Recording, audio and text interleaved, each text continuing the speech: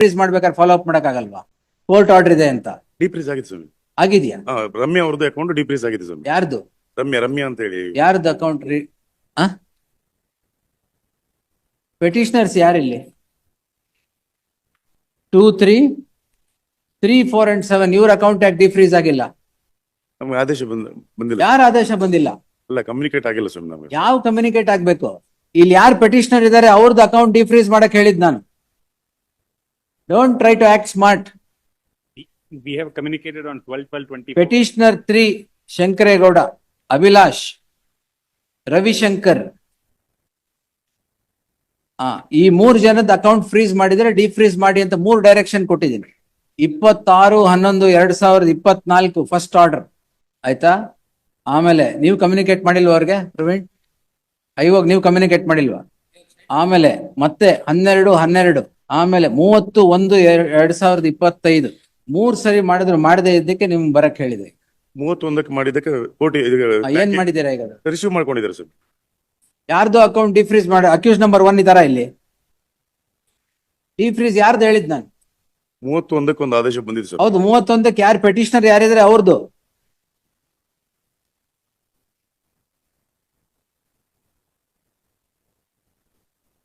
If you can't obey the orders of the court, we will make you obey. ಆತರ ಇಲ್ಲ sir. I will direct the DG and IG to hold an inquiry on this. There are 3 directions issued and you don't do it, and you do somebody else's defreezing. Communication ಆಗಿಲ್ಲ sir, promise. We have communicated and Well, communication ಬಂದಿಲ್ಲ ಅಂತೀರಾ? Government, the additional SPP says communication has gone. ಅದು ಬಂದಿಲ್ಲ sir. ನಾನು WhatsApp ಅಲ್ಲಿ ಅವ್ರೇನ್ ಕಳಿಸಿದ್ರು ಅದ್ಯಾಕೆ ಡಿಫ್ರೀಸ್ ಮಾಡಿದ್ರಿ ರಮ್ಯಾದು? ಅದು ಬಂದಿತ್ತು ಸರ್, ಲೆಟರ್ ಬಂದಿತ್ತು. First, there was ಟೈಮ್ ಇಲ್ಲಿ ಪೆಂಡಿಂಗ್ ಇರ್ಬೇಕಾದ್ರೆ ಆ ಬೆಂಚ್ ಅಲ್ಲಿ ಹೆಂಗ್ ಮೂವ್ ಮಾಡಿದ್ರಿ ನೀವು? ಈ case ಅಲ್ಲ sir. ಮತ್ತೆ Prior to the lodging of this matter, one complaint had been lodged against his wife. She filed one writ petition before the Honorable High Court, and that came to be compromised, and ಅದರಲ್ಲಿ ಡಿಫ್ರೀಸ್ ಆಗ್ಬೇಕು ಅಂತಿದೆ. ಅದರದ್ದು notification ಇವ್ರಿಗೆ ಹೋಗಿದೆ sir. ಈ case ಅಲ್ಲಿ ಡಿಫ್ರೀಸ್ ಆಗಿದೆ ಅನ್ನೋದು ಐ ಆಮ್ ಇದು. there are 3 orders passed here. When will you defreeze it? Tumakuru town police station police inspector ಯಾರು? ನಾನು ನೀವೇನಾ? ಹೌದು. ಈ ಕ್ರೈಮ್ ಬಗ್ಗೆ ಗೊತ್ತೇ ಇಲ್ವಾ ನಿಮಗೆ? ಈ ಪೆಟಿಷನ್ ಪೆಂಡಿಂಗ್ ಇರೋದು ಅದು 31ಕ್ಕೆ ಆದೇಶ ಇದೆ ಸರ್. 31ಕ್ಕೆ ಆದೇಶ ಇಲ್ಲ. ಇದ್ರಲ್ಲಿ ಇದು ಡಿಫ್ರೀಸ್ ಮಾಡಿದಾರಾ? ಯಾಕೆ ಕಾಂಪ್ರಮೈಸ್ ಆಯ್ತು ಅಂತ? ಇಲ್ಲ ಸರ್, ಮತ್ತೆ ಆದೇಶ ಬಂತು ಸರ್, ಮಾಡಿದ್ವಿ. ಈ ಆದೇಶ ಬಂದ ಮೇಲೆ ಮಾಡಿಲ್ಲ. ನಾನ್ ಮಾಡಿರೋ ಆದೇಶ ಬಂದ ಮೇಲೆ ಮಾಡಿಲ್ಲ. ಅಲ್ಲ, ಅದು ಕಮ್ಯುನಿಕೇಟ್ ಆಗಿಲ್ಲ sir. the team file an affidavit, my lord. ನೀವು ಅಫಿಡವಿಟ್ ಹಾಕಿ ಕಮ್ಯುನಿಕೇಟ್ ಆಗಿಲ್ಲ ಅಂತ. I will ask the additional SPP also to file an affidavit. We will ask the DG or the IG hold an inquiry as to why the orders of this court are not being implemented. They are taken for granted. That can't happen at all. That can't happen. File an affidavit. Team file an affidavit. I'll ask my office to file an affidavit. Your According office to- also shall file an affidavit. Communicate ಯಾವಾಗ ಆಯ್ತು? Yes. ಒಂದಲ್ಲ 3 order ಮಾಡಿ. S, ನಾಳೆ ಹಾಕ್ತೀರಾ? Affidavit ಹಾಕ್ತೀರಾ? ಡಿಫ್ರೀಸ್ ಮಾಡ್ತೀರಾ? Affidavit ಹಾಕ್ತೀರಾ? ಡಿಫ್ರೀಸ್ ಮಾಡ್ತೀವಿ. ಯಾರ್ದು? ಇಲ್ಲಿ ಆದೇಶ ಏನಾಗುತ್ತೆ ಅದು ಮಾಡ್ತೀವಿ. ಈಗ ಆಗಿರೋ ಆದೇಶ ಅಫಿಡವಿಟ್ ಹಾಕದ್ ಹಾಕಿ. May I make a submission? Yes, sir. We don't have objections to allow this petition, my lord. The Allow the reason, petition. reason is so. Ah. Although there is enough materials, my lord, the case which has been constructed with the prosecution, even if we prosecute it, is going to be an exercise in futility. Reason is, my lord, on the same offense, 2 FIRs have been lodged, my lord. In all fairness, I am submitting. So therefore, my lords, because our connected matter ಅಲ್ಲಿ wife ಜೊತೆ already we have noted to this court, even this petition may be allowed. That we will see. Yes. ಯಾಕೆ allow ಮಾಡೋದು ಬೇಡವಾ? Allow ಮಾಡೋದು ಬೇಡವಾ? ಅಂದ್ರೆ you want the way to be allowed be, ಅದೇ ಬೇರೆ ರೀತಿ ಇದೆಯಾ? ಬೇರೆಯವ್ರು ಯಾಕೆ ಬೇಕು?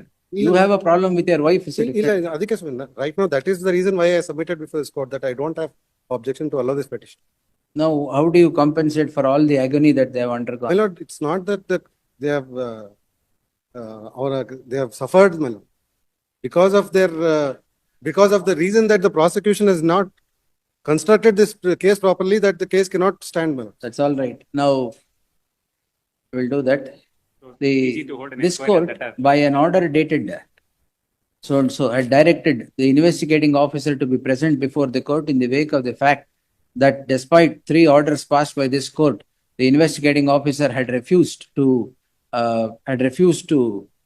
direct defreezement of the account of the petitioners which had been frozen pursuant to the crime being registered. The investigating officer puts up his defense that the order passed by this court was not communicated to him. The additional SPP submits that the office of the state public prosecutor had communicated the orders passed, every order passed to the investigating officer. Therefore, the investigating officer shall file his affidavit with regard to non-communication of the orders and the office of the SPP with communication of the orders by the next date. ಈಗ ಯಾವಾಗ ಡಿಫ್ರೀಸ್ ಮಾಡ್ತೀರಾ? ಇವತ್ತೇ ಮಾಡಿಸಿ. ಇವತ್ತೇ ಮಾಡಿಸ್ತೀರಾ? ಹೌದು. ಆಗ್ಬೋದಲ್ಲ ಅದು? ಇಲ್ಲಿವರೆಗೆ ಯಾಕಾಗಿಲ್ಲ? ನಿಜವಾಗ್ಲೂ ಇಲ್ಲ ಸರ್. ಇಲ್ಲ ಸರ್, ಮಾತ್ರ ಏನು ನಮ್ಮ ಕಡೆಯಿಂದ ಯಾವುದೇ ಕೋರ್ಟ್ ಆದೇಶಗಳನ್ನು ಉಲ್ಲಂಘಿಸುವಷ್ಟು ತಪ್ಪಾಗಿಲ್ಲ ಸರ್. ತಪ್ಪು ಮಾಡಿಲ್ಲ ಸರ್. ಎಸ್, ಅಫಿಡವಿಟ್ ಹಾಕಿ ಒಂದು ಡಿಫ್ರೀಸ್ ನಾಳೆ ಮಧ್ಯಾಹ್ನದೊಳಗೆ ಡಿಫ್ರೀಸ್ ಆಗಿರ್ಬೇಕು. ಆಗ್ಲಿ ಸರ್, ಆಗ್ಲಿ ಸರ್, ಎಸ್, ಆಗಿ ಅಡಿಷನಲ್ SPP ಕಮ್ಯುನಿಕೇಟ್ ಮಾಡಬೇಕು. ಆಗ್ಲಿ ಸರ್. ಏನು ಡಿಫ್ರೀಸ್ ಮಾಡಿದ್ದೀನಿ ಅಂತ. ಹೌದು sir. Then your affidavit should be here that you have not received the orders and not communicated the orders. ಹೌದು sir. Then we will see what is to be done. ಹೌದು sir. ಗೊತ್ತಾಯ್ತಾ? Yes. Don't disobey the orders of the court. If I unleash the coercive arm